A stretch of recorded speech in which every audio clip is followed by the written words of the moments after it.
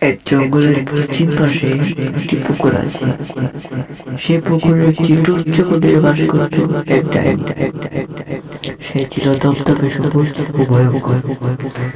তার ভয়ে সেই নদীর পাড়ে কেউ আসত না। একদিন দুই বন্ধু এলো নদীর পাড়ে ঘুরতে।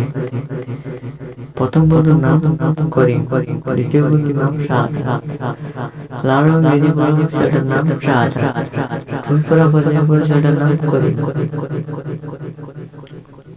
তারা দুজন নদীর পাড়ে এলো। শাহাদাত বলল, দেখ করি ওখানে একটা বাড়ি, চল দেখি কে আপনি।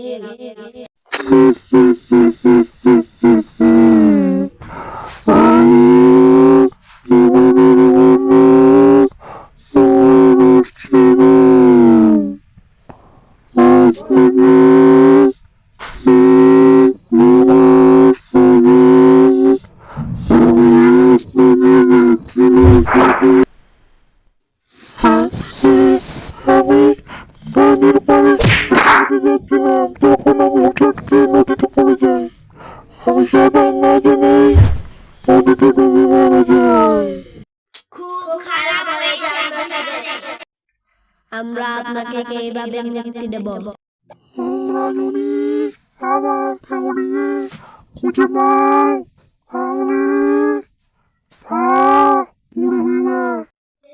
তারপর তারা সেই মহিলার লাশ খুঁজে বের করে আর তাতে আগুন ধরিয়ে দেয়। তাই চলে যায় আর সেই ডাইনিটিও সেখানে